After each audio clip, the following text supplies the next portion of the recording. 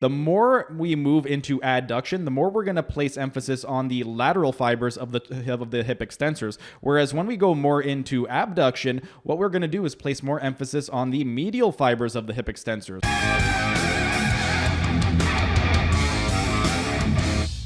Hey everyone, thanks for tuning in. Steven here with Team Euphoric, and today I'm going to be sharing with you a recent fascial stretch therapy treatment that I performed on a patient. For those of you who are unfamiliar with fascial stretch therapy, it is essentially a table-based form of assisted PNF stretching. However, there are some slight differences. Now, one of the things that makes fascial stretch therapy very, very good and better than your traditional stretching is rather than focusing on stretching individual muscles, we are working on stretching the fascia, which is the connective tissue that surrounds everything. Your fascia is the connective tissue that surrounds your bones, muscles, tendons, ligaments, organs. So rather than focusing on an individual muscle, if we can create as much myofascial tension as possible on the areas that we are stretching, you're going to be able to elicit a much greater response and get greater improvements with regard to pain reduction, improving posture, and also increasing mobility. And it's also going to be a lot longer lasting. Now, with regard to PNF stretching, if you guys are not trained in fascial stretch therapy, I have uploaded several videos on PNF stretching, and just a few weeks ago I had uploaded a video. It was a lower body assisted PNF stretching routine. If you haven't seen it, I'm going to include a link right up over here. But with regard to PNF stretching, that is one of the components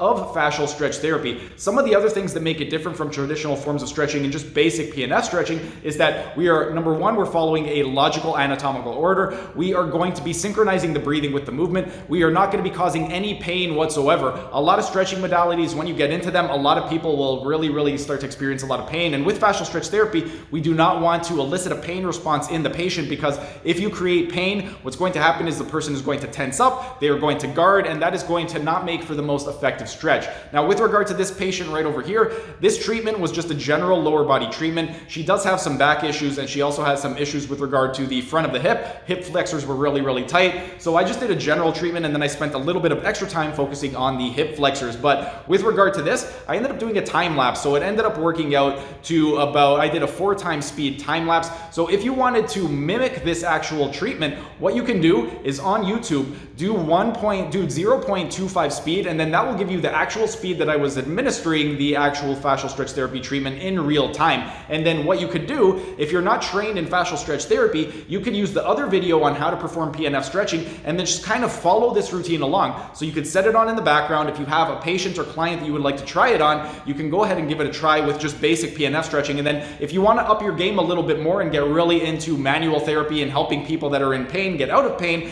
then I would highly encourage you to check out the Stretch to Win Institute. That is where I did all of my training. I am a level 3 medical fascial stretch specialist. I have been performing fascial stretch therapy for over a decade now, and I also have a sport-specific background with regard to the fascial stretch therapy. So if you are looking to up your game, I'm going to be including a link in the description to the Stretch to Win Institute YouTube page. And if you would like to get certified with them, I would highly encourage you to go to Arizona and learn from Chris and Frederick, because it has been one of the greatest things that I have done in my life in terms of all of the courses.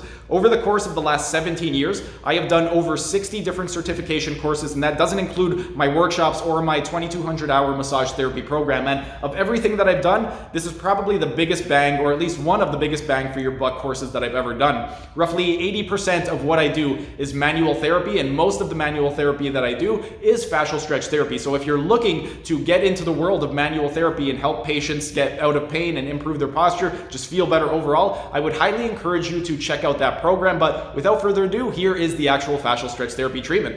Okay, so the first thing that I'm going to do for the fascial stretch therapy treatment is I'm going to do a little bit of traction and circumduction, and this is going to help to lubricate the joints, build up the synovial fluid in the hip, and also help to decompress some of the spine. Next, I'm going to get into the hip abductors and the lateral trunk flexors. Primarily, when we're doing this, we're targeting the gluteus medius, the gluteus minimus, the upper third of the glute max, the TFL or the tensor fasciae lati muscle, the sartorius, piriformis, the superior and inferior gemellus, the obturator internus, and then once we start to get closer toward the end range, then we're going to start to target the lateral trunk flexors, those being the erector spinae group, so your iliocostalis, your longissimus, and your spinalis, your transversospinalis group, so your semispinalis and your multifidus, and also things like your psoas major muscle, rectus abdominis, both internal and external obliques, your QL or quadratus lumborum, your intertransversarii muscles, and your levator castorum. Then I'm going to do a little bit more traction and a little bit more circumduction to help warm up the hips a little bit, and next I'm I'm going to stabilize the leg by placing it under the stabilization straps. I'm going to give the working limb a little bit more traction and then go right into some more hip circumduction to help lubricate the joint. From this is perfect positioning to get right into the hip extensors. The hip extensors being the gluteus maximus, your hamstring group, so the semitendinosus, the semimembranosus, and also the long head of the biceps femoris. We're also going to be targeting the adductor magnus, the posterior fibers of the gluteus medius, and the posterior fibers of the gluteus minimus.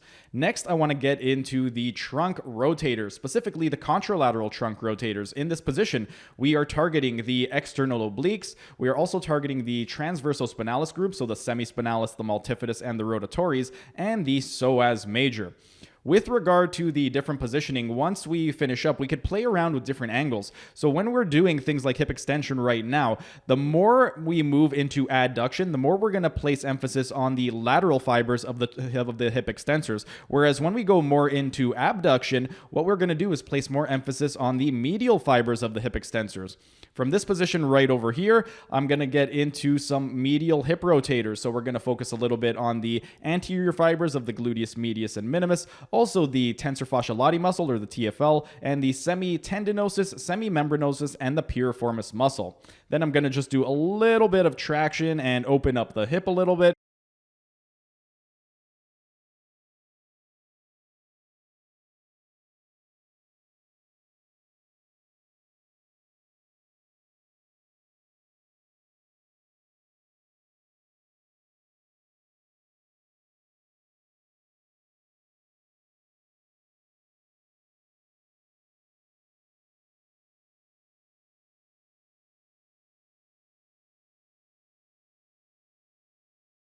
Now I'm going to just give a little bit more traction of the leg just to help decompress, and I'm going to start to get into the lateral hip rotators. The lateral hip rotators being the gluteus maximus, the posterior fibers of the gluteus medius and minimus, the piriformis, psoas major, iliacus, both superior and inferior gemellus, and both obturator internus and externus, and also the quadratus femoris, sartorius, and the long head of the biceps femoris. From this position right over here, what I'm going to do is start to get into the hip adductors. So the entire adductor group, we're doing the adductor brevis, longus, and magnus. We're also going to be targeting the pectineus, the gracilis, the lower 2/3 of the gluteus maximus, the long head of the biceps femoris, and also the quadratus femoris. This is a really good technique right over here, and it's something that has been incredibly beneficial and very, very efficient when it comes to loosening up the adductors. But we're just going to go through a couple more passes, and then as with all of the other movements, we're going to go right back and get a little bit more traction of the leg, and also just build up a little bit of circumduction so we can build up the synovial fluid to help warm the joint. Then from here, we're going to start to get into the hip extensors and knee flexors, those being the gluteus maximus, the hamstring group, so your semitendinosus, semimembranosus, long head of the biceps femoris. And as we start to go more into abduction, we're going to target some of the adductor muscles like the adductor magnus, and we're going to target more the medial fibers of the hip extensors. We're also going to target the posterior fibers of the gluteus medius, the posterior fibers of the gluteus minimus, the sartorius, gracilis, gastrocnemius, plantaris, and the popliteus.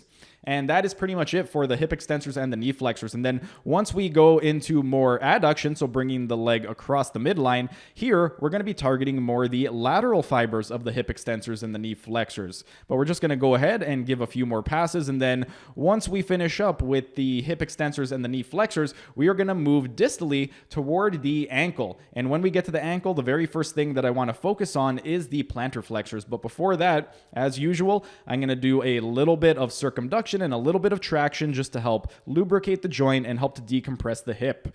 Now, from this position right over here, we're going to get right into the ankle plantar flexors. So I'm working on the gastrocnemius, the soleus, the fibularis longus and brevis, the tibialis posterior, and also the flexor digitorum longus, the flexor hallucis longus, and the plantaris. And then I'm going to get into the ankle dorsiflexor, so the tibialis anterior, the extensor digitorum longus, the extensor hallucis longus, and the fibularis tertius.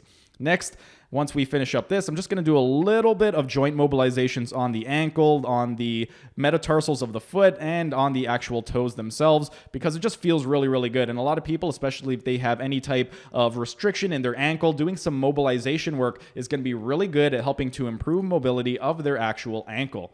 Now, Once this is done, I'm just going to do a little bit of traction on the toes just because it helps you spend a lot of time on your feet. So a lot of times your feet are going to be in shoes and everything is going to be really compressed. So a little bit of traction goes a long way. Now in side lying position, I'm going to get into the hip flexors. Specifically, I'm doing some manual therapy for the psoas major and the iliacus. And then with regard to this one right over here, once I finish doing some ulnar kneading with my forearm, then I'm going to start to get into a little bit more PNF and fascial stretch therapy of the hip flexors. Right now, I'm targeting the psoas major, the iliacus, the rectus femoris, the tensor fascia lati muscle, the sartorius, pectineus, adductor longus, the gracilis, and also the anterior fibers of the gluteus medius and minimus. And now I'm going to get into the knee extensors, so the quadricep group being the vastus medialis, the vastus intermedius, the vastus lateralis, and the rectus femoris, and also the TFL because it attaches into the iliotibial band, and the gluteus maximus because, again, it attaches into the iliotibial band. So we are targeting those muscles as well.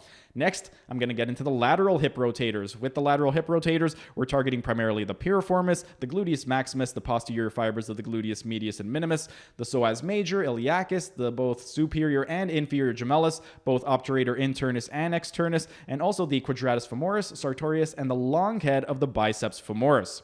And we're going to do the exact same thing. We're going to do a couple more passes for the lateral hip rotators. And with regard to the lateral hip rotators, I'm taking it through 3 different positions. That way we could target all the different fibers in the lateral hip rotators. And once I've gone through 3 passes, I'm going to bring the leg back into a neutral position. And from that position, I'm going to focus on the knee extensors.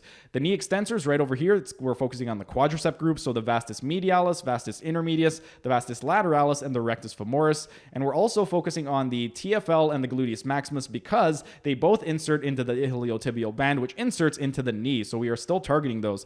And that's pretty much it. A little bit more traction, a little bit more circumduction, and we're just going to repeat this entire process on the opposite leg. And there you have it. That was the fascial stretch therapy treatment. Again, if you guys would like to up your game a little bit, check out the Stretch to Win Institute. I mentioned them in the description section, so you can go ahead and actually check out their YouTube channel, see if it's something that you would like to do. And if you do like it, go ahead and check out stretchtowin.com and sign up for one of their courses because it will be a great investment, especially if you're the type of person that wants to work with people that are either athletes or people that are in a lot of physical pain. There's a terrific course, one of the best courses that I've ever taken in my life. But that's pretty much it for today's video. If you enjoyed the video, be sure to smash that like button so I know to make more of these types of videos in the future. And if you're either new to the channel or haven't subscribed yet, be sure to subscribe to the channel and hit the notification bell as I will be uploading new videos every single day. That's it for today's video. Thanks for tuning in, and I will see you again tomorrow.